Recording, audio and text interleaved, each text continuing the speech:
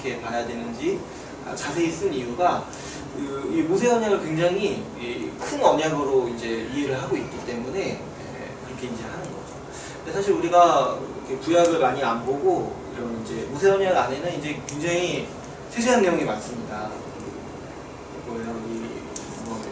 옷을 어떻게 입을지, 뭐 이렇게 손을 어떻게 씻을지, 뭐 이런 거 우리 일상에 관련해서 아주 세세한 규례들이 많다 보니까 보통 이 성경을 통독하시는 분들은 이 모세 언약 부분 나올 때 아주 이제 속도가 빨라지거나 아니면 이제 넘기거나 둘 중에 하나.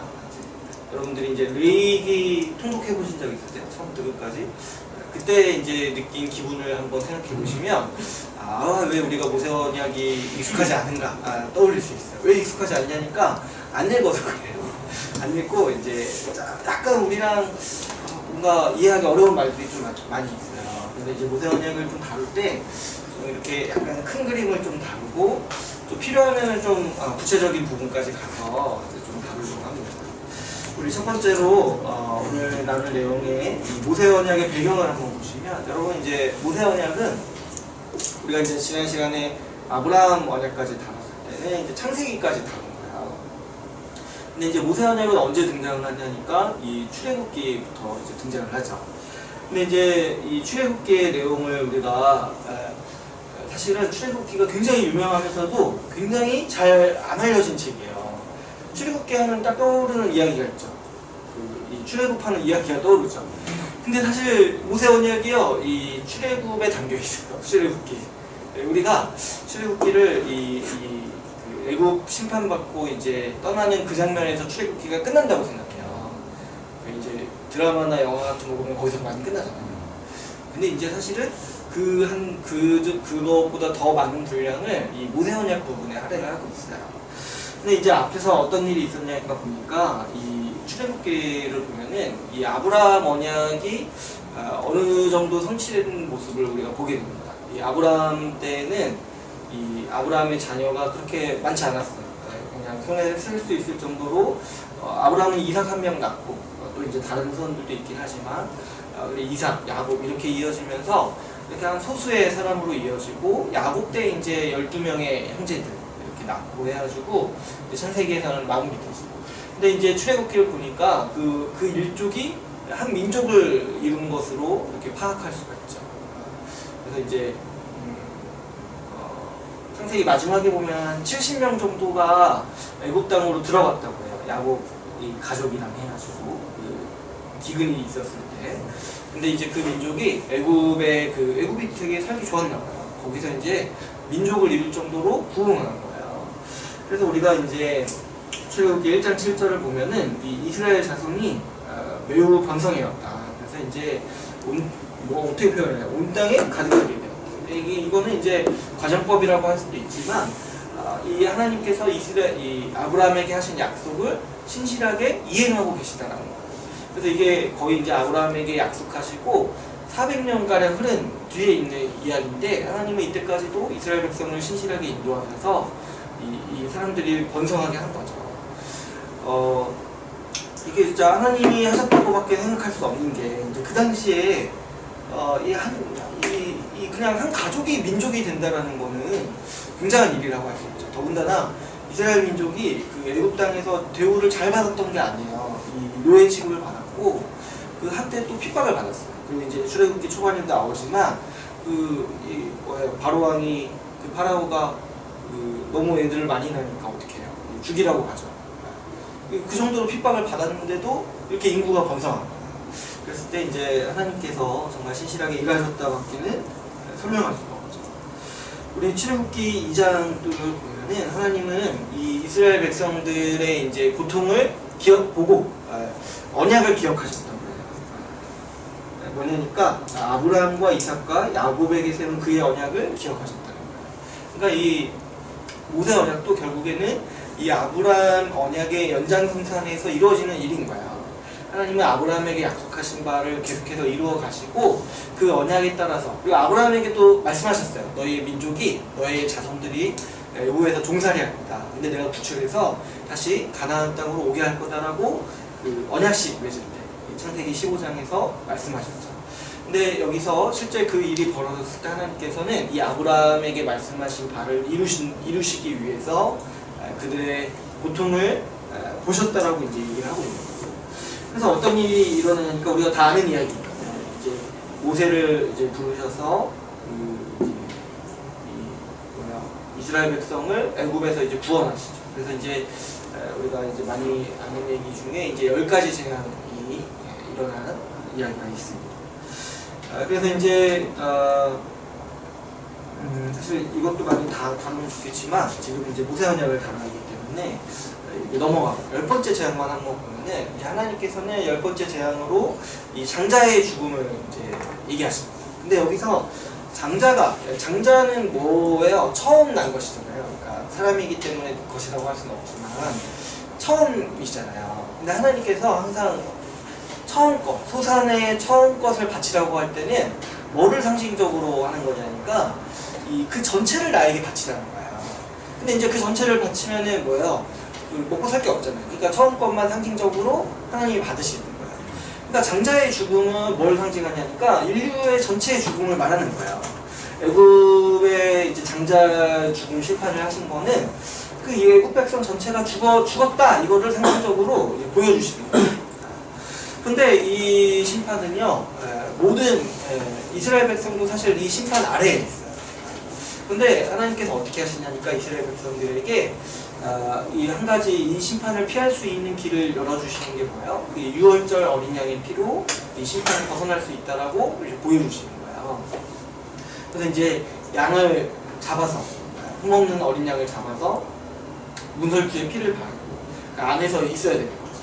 근데 그때 이 하나님께서 이 애굽 땅을 지나가실 때 그 이스라엘 백성 땅은 안 지나가시고 그렇게 하신 게 아니라는 거예요. 이스라엘 백성 집도 지나가시는 거예요. 근데 밖에 묻어있는 피를 보고 아 여기는 이미 죽었구나 생각하시고 지나가신다는 거예요. 그래서 이 6월절 이 6월절이 무슨 뜻이냐니까 지나가다라는 거예요. 지나가다. 그냥 지나가다. 그러니까 하나님께서 이 심판하셔야 되는데 밖에 이제 문설주에 눈에 있는 이 피를 보시고 아 이미 죽었구나 여기시고 이제 지나가신다. 그랬을 때 이제 이스라엘 백성이 구원받은 게 뭐냐니까 하나님의 심판에서 건진받은 거예요. 그랬을 때 이 이스라엘 백성들은 구원받았을 때 이 장자의 죽음에서 건진받은 거잖아요. 그러면은 장자는 제가 이제 앞에서도 말씀했다시피 전체를 상징하는 거예요. 그래서 이스라엘 백성은 장자의 죽음에서 건진받은 걸 어떻게 여겨야 되니까 그 전체가 하나님의 심판에서 구원받은 것으로 여기는 거예요. 그래서 이 장자의 죽음과 이 6월절 심판이 이제 중요한 아주 계시로서 출애굽기 본문에 주어지죠. 근데 그 다음에도 어떤 일이 있냐니까 이것 때문에 이제 이 파라오가 이스라엘 백성들을 놓아주죠. 이제 이스라엘 파라오 신하들이 그 전부터 계속 뭐라고 했냐면 왜 왕만 지금 이집트가 많았다는 걸 모르냐고 이렇게 하잖아요.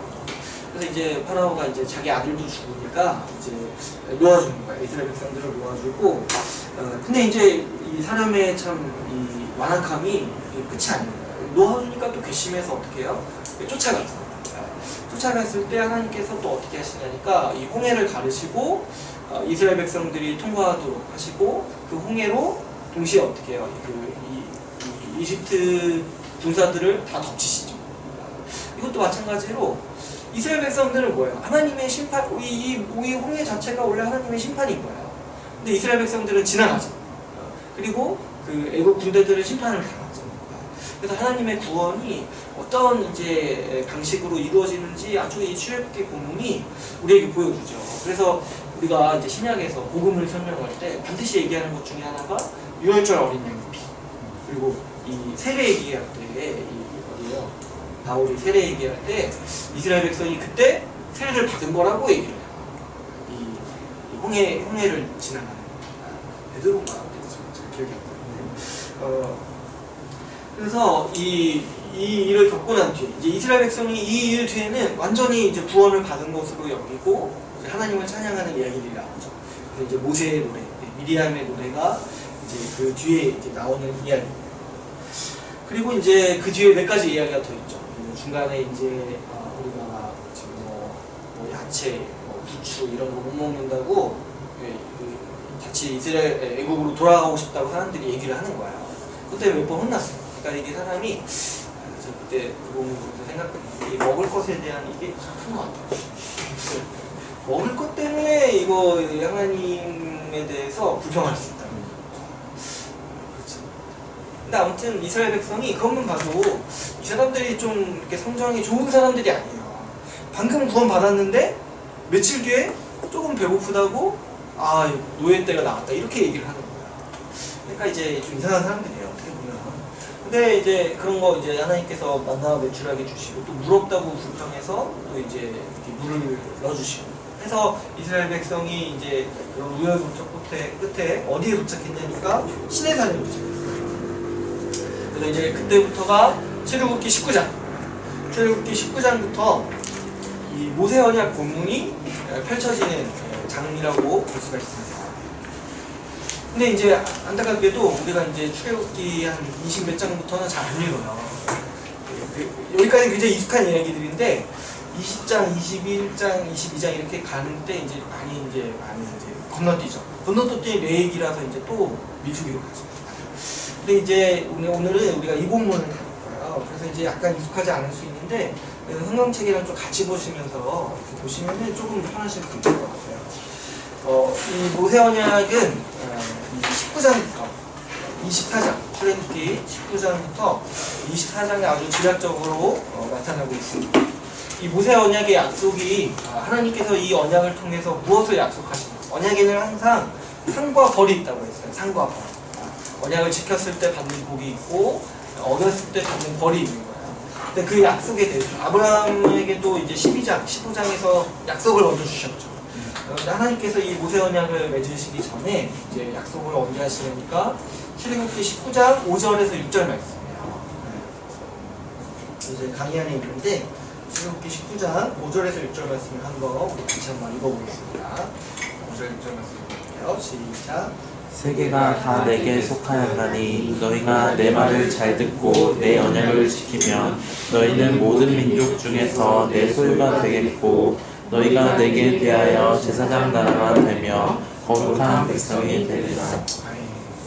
이 말씀 많이 들어보셨죠? 이 선언이 이 모세 언약을 주시면서 하나님이 약속하신 약속의 복인 거예요. 그래서 이제 우리가 세 가지를 이렇게 볼 수 있는데 하나님은 뭘 약속하시냐니까 너희가 내 소유가 될 거라는 거예요.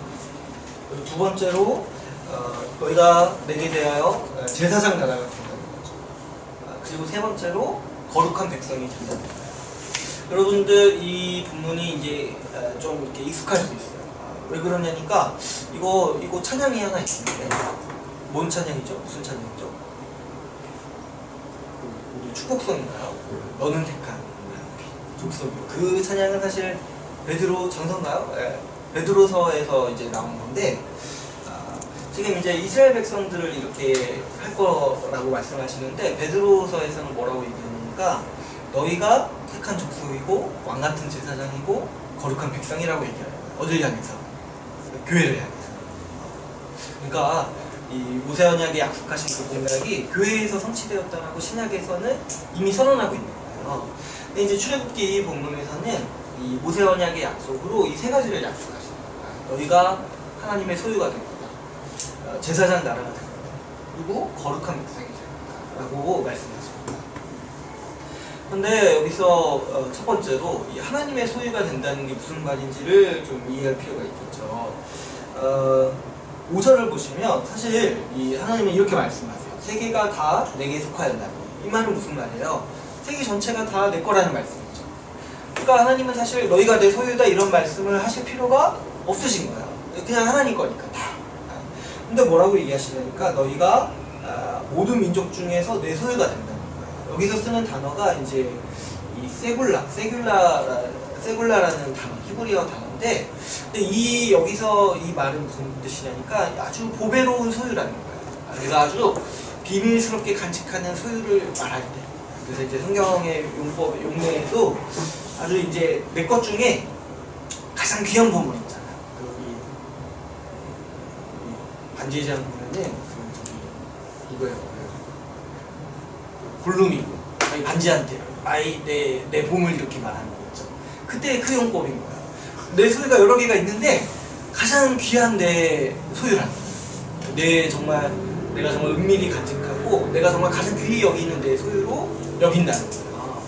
그래서 이 말씀은 무슨 얘기냐니까 모든 게 다 하나님 거고 모든 게 다 하나님의 세상이에요.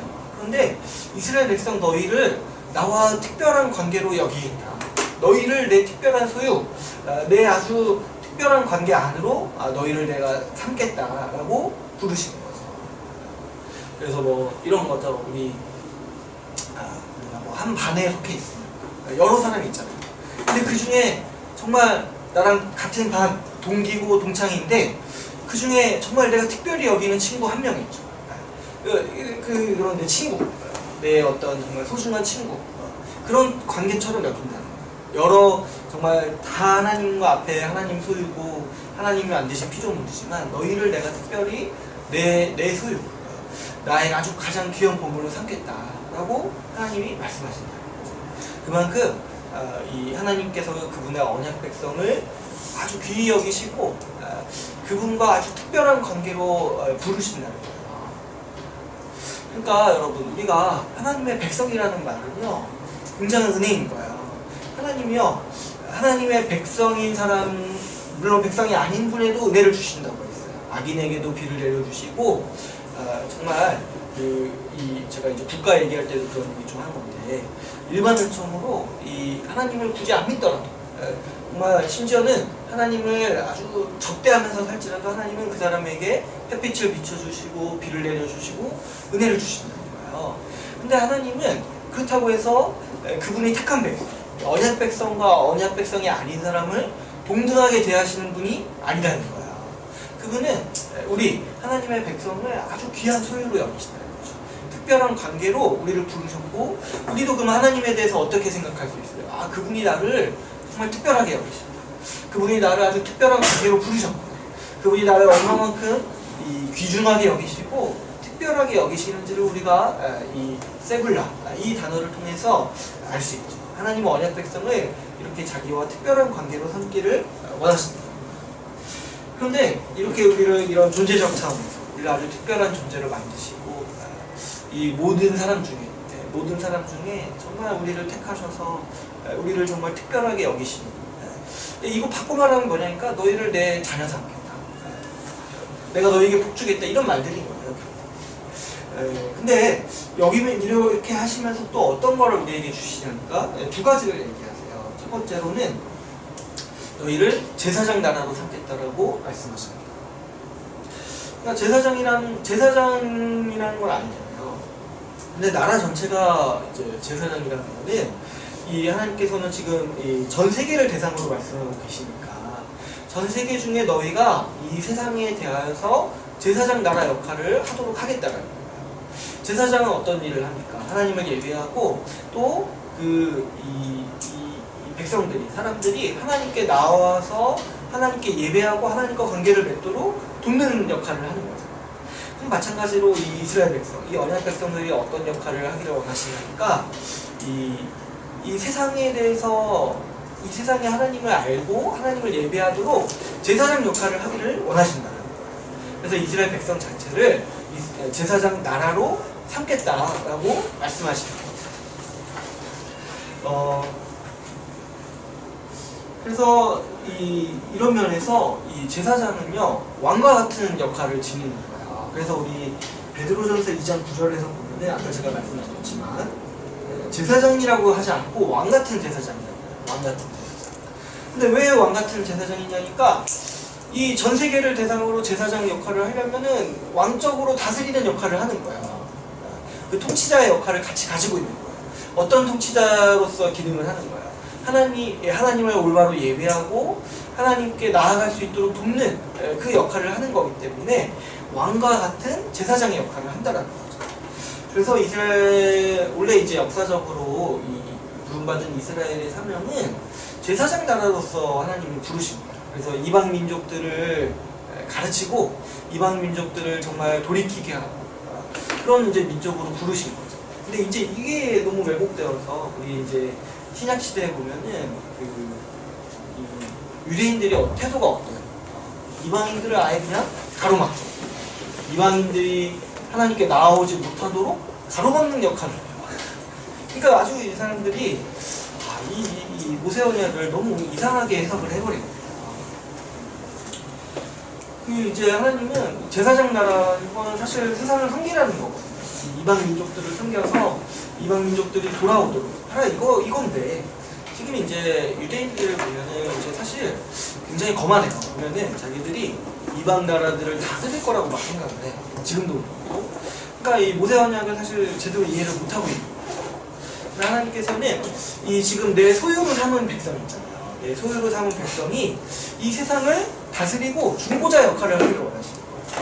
이거는 마치 하나님께서 아담을 어떻게 지으셨어요? 사람을 처음에 하나님의 형상과 모양을 따라 지었다고 했잖아요. 근데 거기서 형상과 모양은 하나님을 닮은 이 자녀로서 이 세상을 다스리는 왕의 지위를 나타내는 표현이라고 했어요. 마찬가지로 하나님은 하나님께서 특별한 소유를 삼으시고 특별한 관계로 부르시는 언약 백성이 이 세상을 다스리고 통치하고 그래서 왕과 같은 제사장 역할을 하기를 원하신다는 거예요. 마지막 세 번째로 이 하나님은 거룩한 백성으로 삼으시겠다고 했어요. 거룩한 백성. 우리가 이제 거룩하다라는 이 단어를 많이 씁니다. 근데 이제 거룩하다는 말의 뜻은 이제 원래는 성결하게 하다. 그리고 하나님께 바쳐지다. 신께 바쳐지다라는 의미가 있어요. 그래서 원래는 이제 제사 용어인 거예요. 제사 용어. 우리가 제사 드릴 때 이제 어때요? 이렇게 하나님께 드릴 예물 이렇게 해가지고 거룩한 예물로 이렇게 해서 구별해서 드리고 그래서 그것을 이제 성결해서 하나님께 드리는 거야. 그래서 이제 하나님께서 받으실 만한 제물이 어떤 거예요? 뭐 이렇게 흠이 없는 제물을 받으신다고 했잖아요. 마찬가지로 거룩하다는 거는 하나님께 바쳐질 만한 이 성결된 제물을 가리키는 거야. 이 성례전적 의미, 제사적 의미로는 그 의미가 1차적으로 있는 거야. 근데 이 성경에서 보면은 이 거룩하다라는 표현을 또 언제 쓰냐니까 우리의 삶을 얘기할 때 써요. 삶을. 재물을 얘기할 때도 거룩한 재물, 거룩한 물건 이렇게 해서 이 제사 때 쓰는 이 재물이라고 용도로 이 물건이라고 이렇게 구별을 하는데 우리 삶을 가리켜도 신약의 용어도 따지면 거룩한 삶의 제사를 드리라. 너희도 거룩하라. 이렇게 말씀을 하시는 거예요. 그랬을 때 이 거룩하다라는 거는 윤리적 의미가 있다는 거예요. 윤리적 의미. 그러면 윤리적으로 거룩하다는 건 무슨 말이에요? 거룩하다는 건 1차적으로 하나님께 바쳐진다는 거예요. 그러니까 하나님이 받으실 만한 행위를 하는 게 거룩한 행위인 거예요. 하나님이 받으실 만한 행위. 우리가 이제 예배 드린 것도 물론 원래 1차적인 거룩의 의미로서 원래 이제 거룩한 예배라고 할 수 있어요. 근데 우리 삶을 가리켜서 이 거룩하게 살아야 돼. 거룩한 삶의 예배를 드려야 돼. 이렇게 말할 때는 우리의 행동, 우리의 행위가 하나님께서 받으실 만한 행위가 되어야 된다는 거예요. 그럼 하나님께서 어떤 행위를 받으시냐니까 그분이 의로우시고 공의로우시고 또 그분이 원하시는 행위, 그분이 합당하게 받으시는 흠없는 행위. 그래서 이제 의롭고 하나님 보시기에 기뻐하는 일을 행하라는 거죠. 그래서 이제 거룩하게 살라는 말의 뜻은 하나님 앞에서 합당하게 그분이 원하시는 의를 행하라는 의미로서 우리가 이해하는 거죠. 그래서 여러분 거룩한 백성이라는 거는 하나님께 바쳐진 백성인 거예요. 하나님께.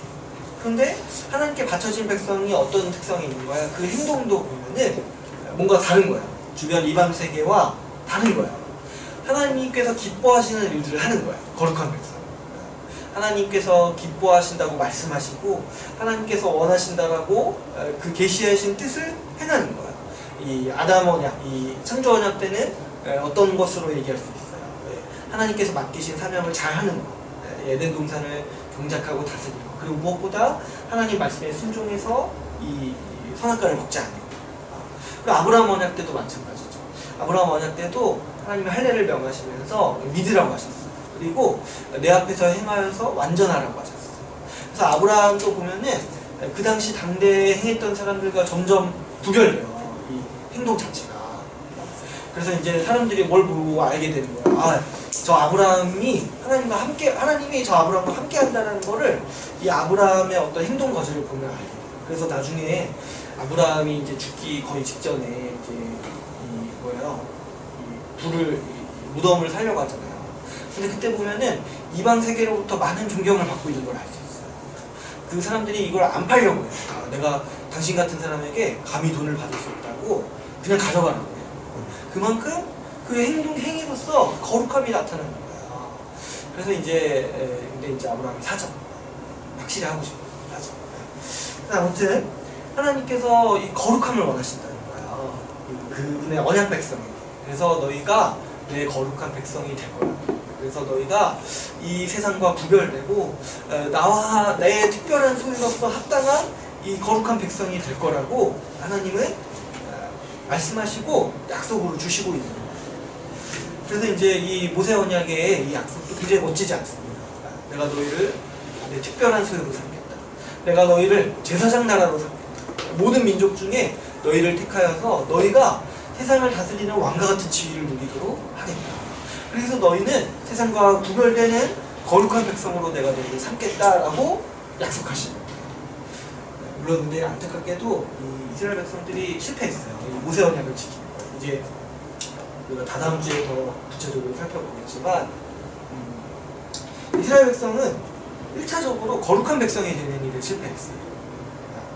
이방 민족들보다 나아지기는커녕 똑같이 행하는 거예요. 똑같이 행하는 거예요. 근데 이스라엘 백성들이 이방 백성들이랑 똑같이 행한다는 거는 더 악해지는 거예요. 사실 하나님의 은혜를 받고 이 하나님께서 주시는 이 계시의 은총들을 다 받았음에도 이방 백성들과 똑같이 행한다는 거예요. 이방의 문화들을 본받는다는 거예요. 하나님을 대적하는 이 문화들을 오히려 따라하는 거는 오히려 굉장히 심각한 실패를 야기하는 거죠.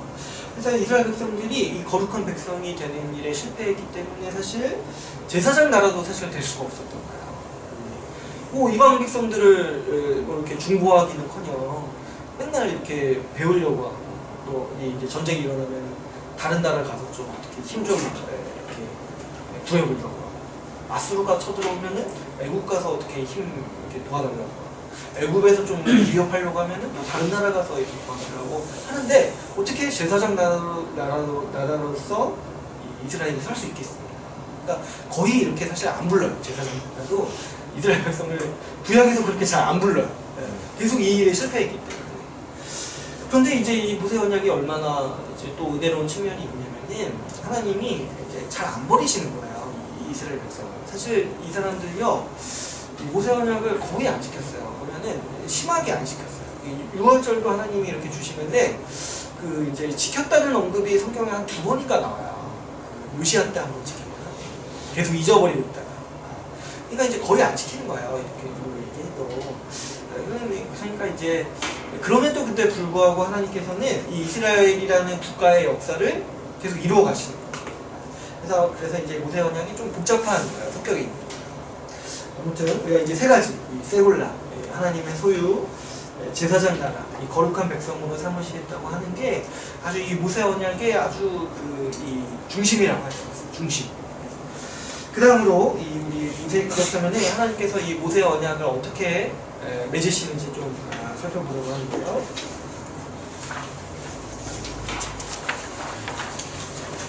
빨리. 이 19장에서 이 말씀을 하시고 이제 28장까지가 우리가 뭘로 이해해야 되냐니까 이 출애굽기 19장에서 24장이 언약 문서인 거예요. 언약 문서. 하나님이 이스라엘 백성과 맺으시는 모세 언약을 19장부터 24장까지를 기록해 놓으신 거예요. 그래서 우리가 이제 다음부터 출애굽기를 읽을 때는 19장부터 24장까지가 하나의 문서라고 생각을 하셔야 돼요. 그래서 이제 모세 언약 문서라고 이제 보시면 되는데 이제 우리가 이제 이런 것들을 좀 더 명확히 알 수 있는 것 중에 하나가 이제 고고학자들이 이런 이제 고대 근동의 이제 고고학자들이 이제 발굴을 하다가 그 당시 이제 문서들을 몇 가지 발견했는데 이 성경의 이 형식과 아주 유사한 형식의 조약들을 발견한 거예요. 근데 그 조약들이 뭐냐니까 국가가 맺은 조약들의 형식이 있는 거야. 이런 것들을 이제 종주권 언약이라고 해요. 뭐냐니까 그 고대 근동에도 이제 국가들이 많이 있었을 거 아니에요. 이제 국가들이 전쟁을 하면서 전쟁을 해서 한 국가가 이기면 어떻게 돼요? 한 국가를 속국으로 삼는 거죠. 그때 맺는 조약을 이제 종주권 조약이라고 해요. 이 고고학에서. 근데 보니까 성경에서 이 19장, 24장까지의 이 형식이 이 종주권 언약의 문서 형태와 아주 유사하다는 거예요. 그러니까 하나님은 지금 이 이스라엘 백성들과 언약을 맺으시는 건데 19장부터 24장까지가 이 언약을 맺으실 때 그때 당시 사람들이 국가가 한 국가를 속국으로 삼는 이 종주권 언약을 맺는 방식으로 이 이스라엘 백성과 언약을 맺는다는 것을 알 수 있었다는 거죠.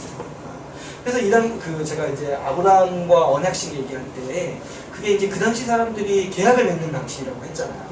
그러니까 아브라함이 알았던 거예요. 하나님께서 이 동물을 가져오라고 하셨을 때 나랑 지금 계약하시겠다는 거구나. 이걸 알고 하나님이 굳이 말씀 안 하셨는데도 동물들 가져와서 쪼갠 거예요. 그 당시 계약을 맺는 방식이었기 때문에. 근데 이 19장부터 24장까지도 그 당시 국가가 계약을 맺는 방식. 지금으로 따지면은 뭐예요? 지금 뭐 이렇게 대통령끼리 만나서 이렇게 막 협약 체결하고 조약 체결하잖아요. 마치 그런 방식으로 하나님이 지금 이 이스라엘 백성들, 당사자들과 언약을 맺는다는 걸 이 사람들이 다 알았다는 거죠. 그래서 이제 이스라엘 백성을 지금 하나님께서 국가로 여기시고 어떤 국가로 여기시는 거예요? 너 이제 내 통치 아래 들어오는 국가다. 하나님 통치 아래 들어오는 국가로 여기시는 그런 이 국가가 맺는 조약의 형태로 이스라엘 백성과 이 언약을 맺으신다는 거죠. 그래서 이제 이 조약의 이제 형식을 그래서 종주권 조약이라고 해요. 정주권 조약. 종주 주이긴 주인데 왕이긴 왕인데 어떤 왕이에요? 다른 왕의 종이 되는 왕인 거예요. 그래서 종주가 되는 이 사람이 있고 그 종주를 맞이하는 왕이 있는 거예요. 그리고 이 양 당사자 간에 언약을 맺는 거죠. 근데 이 형식이 뭐냐니까 제가 지금 이렇게 표시하고 있는 6가지 이제 단계가 있는데 성경에 이 6가지 단계가 다 나타나 있다는 거예요. 그래서 첫 번째로 전문이 있어요. 이게 뭐냐니까 이 속국을 받아들이는 왕이 내가 어떤 왕인지에 대해서 선포하는 거예요. 출애굽기 20장에 보면은 나는 너를 구원하였던 왕이다. 나는 너를 애굽에서 구원한 왕이라고 이제 선언하고 있는 거죠. 근데 이제 종주권 언약, 이제 이 고대 근동에서 행해졌던 언약들, 이 조약들은 보는데 내가 너를 전쟁에서 이긴 왕이다. 이런 식으로 이제 표현을 하는 거예요. 근데 이게 형식이 유사하다고 하는 거죠. 역사적 서문이라는 건 뭐냐면 이 왕이 이 나라에게 무엇을 해줬는지 어떤 은혜를 베풀었는지를 표현하는 이제 이 단계인 거예요. 근데 우리가 이제 출애굽기 20장에 보면은 하나님께서 내가 어떤 왕인지를 말씀하시고 그리고 내가 너를 구원하였다. 내가 너를 애굽 땅에서 구원하였다라는 그 과거 역사를 이제 기술해 주시는 거죠. 그 다음으로 나오는 게 뭐냐니까 이 종주와 왕이 서로 상호간에 지켜야 되는 규정들이 나옵니다. 성경에는 이 다음에 뭘 얘기하냐니까 뭐가 나오냐니까 십계명이 나옵니다. 그래서 이 십계명은 이 이스라엘 백성이 하나님께 귀속되는 하나님 나라로서 귀속되는 이 조약들이라고 할 수 있는 거예요. 십계명. 그리고 이제 출애굽기에 보면 십계명이 나온 다음에 그 다음부터 이 세세한 규정들이 나옵니다. 십계명 10가지 계명이 나온 뒤에 이제 몇 가지 십계명을 그 당시 상황에 적용한 몇 가지 규례들이 이제 계속 나오는 거예요. 그 다음에 또 어떤 게 있냐면은 이 상별 규정에 대한 게 있어요. 이 조약을 어기면 벌을 받고 이 조약을 지키면 상을 주겠다는 조약들이 들어가 있는 거예요. 근데 이 출애굽기에는 이 상벌 규정이 빠져 있지만 사실 신명기에는 들어가 있어요. 이 모세오경에 보면은 이 언약식이 2번 반복됩니다. 이거는 이제 뒤에 가서 있을 사건 때문에 그러는데요. 뒤에 가서 더 얘기하고 우리 신명기 28장을 한번 보시겠어요? 신명기 28장. 신명기 28장을 보면은 한번 펴볼까요?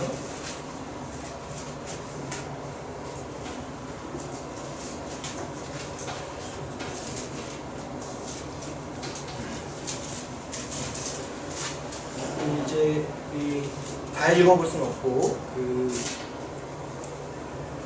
소제목에 있는 성경책을 가지고 계신 분은 28장 처음에 이렇게 얘기해 줄 거예요. 순종하여서 받는 거. 근데 이제 한 페이지만 넘기시면은 어떻게 돼 있어요? 불순종하여 받는 저주.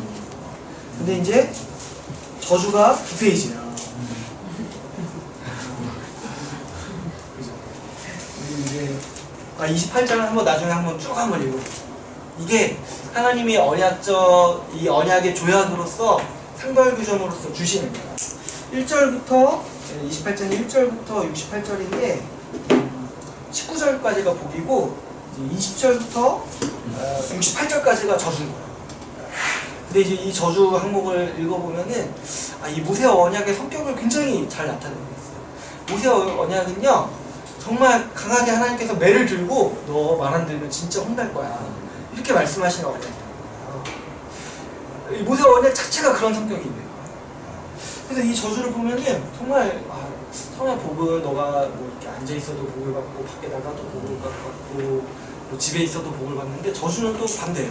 너가 앉으나 서나 저주를 받고 밖에 나가도 저주를 받고 집 안에 있어도 저주를 받고 이 저주를 피할 수가 없을 거다. 그래서 제가 한 구절 해놨죠. 58절. 내가 만일 이 책에 기록한 이 율법의 모든 말씀을 지켜 행하지 아니하고 내 하나님 여호와라 하며 영화롭고 두려운 이름을 경외하지 아니하며 여호와께서 내 재앙과 내 자손의 재앙을 극렬하게 하신 그 재앙이 크고 오래고 그 질병이 중하고 오래 것이야. 그러니까 이 언약적 저주에 대해서 아주 심각하게 얘기를 하고 있어요. 그래서 나중에 이제 이 이스라엘 백성이 제가 한번 몇 번 얘기했죠. 그리심산에 가서는 이 복 어디에요? 몇 절까지요? 19절까지 외치고 예발산에 가서는 20절에서 68절까지 이제 외치는 거예요. 그리고 우리가 이거 다 약속하겠다라고 약속을 하는 거예요. 그러니까 이 모세 언약은 굉장히 사실 무서운 언약이라고 할 수 있어요. 상에 대해서도 물론 얘기하지만 벌에 대해서 더 그보다 많이 얘기하는 언약이라고 할 수 있어요.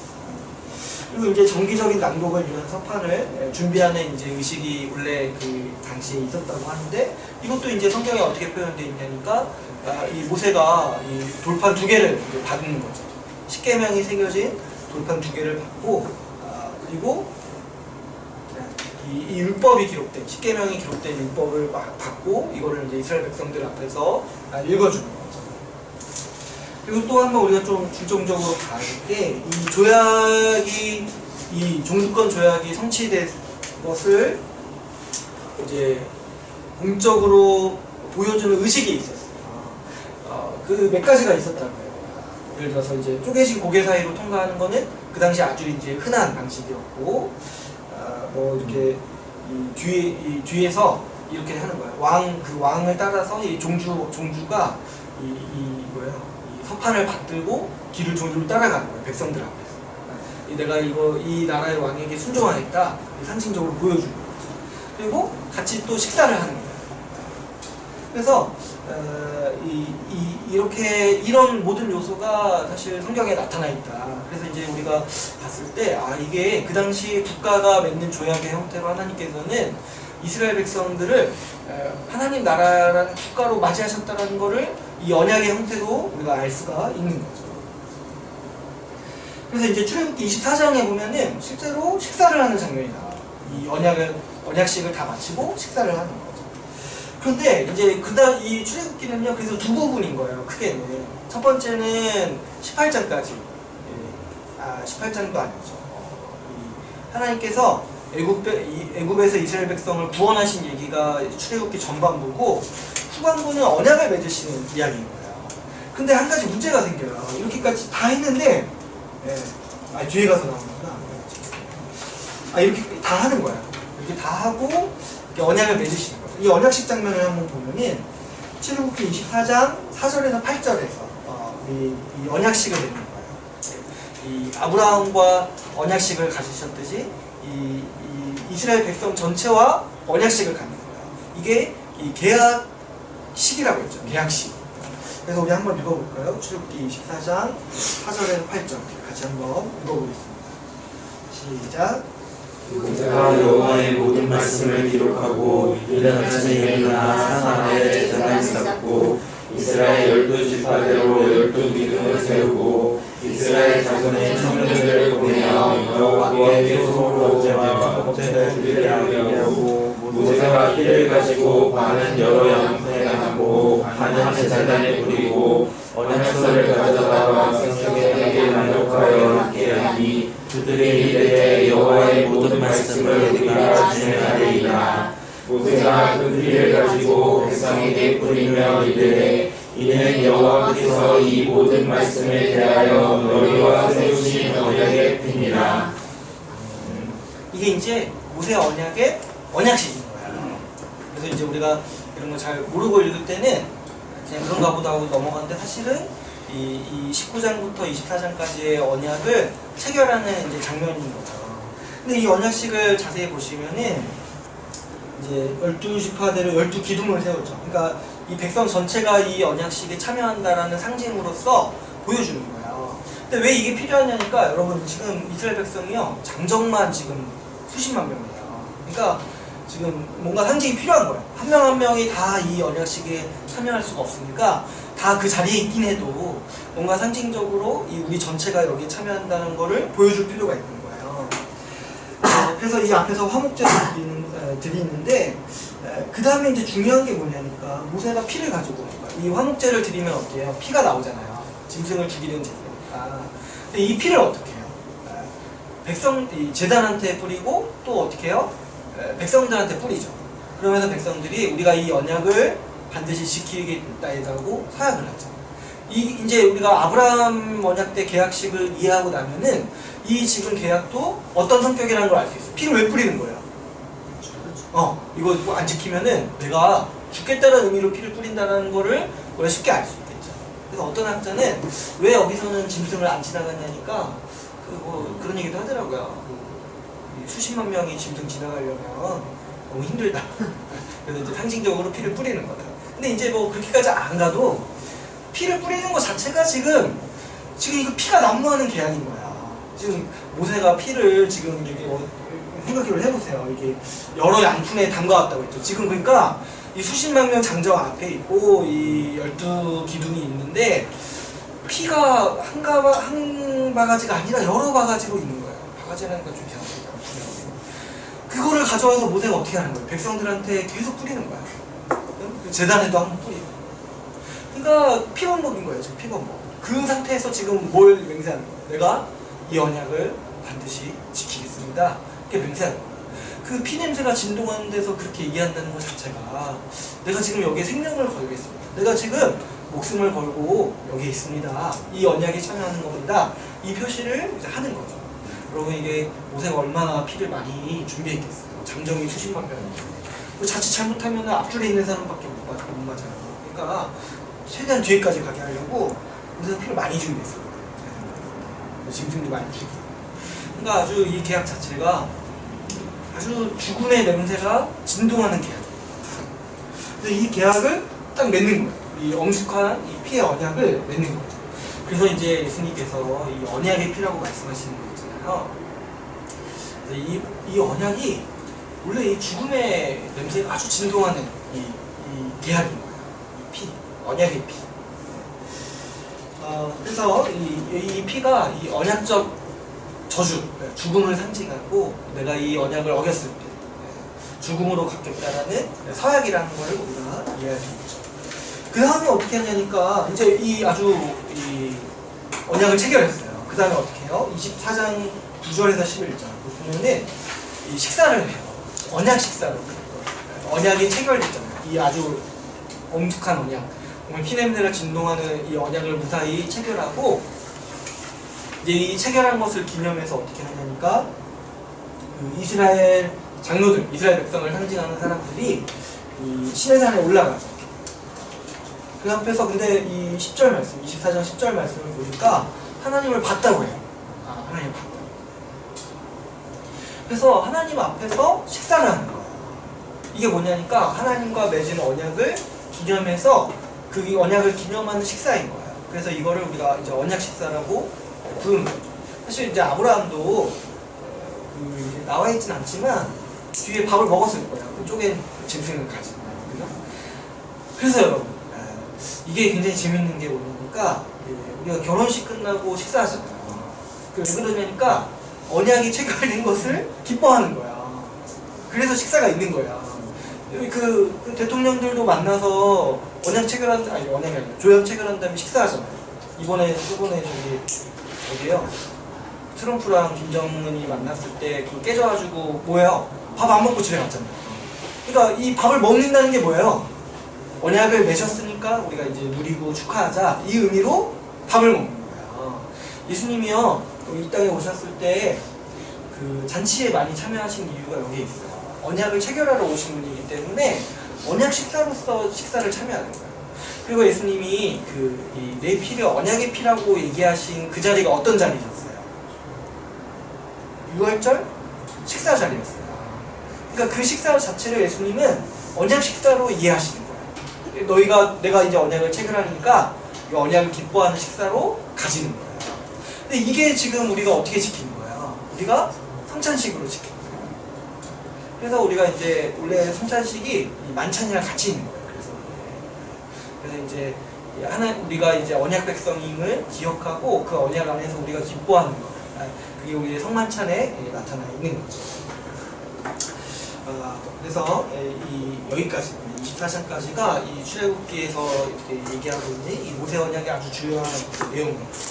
우리 5분 정도 쉬고 뒤에 부분으로 다시 나누도록 하겠습니다.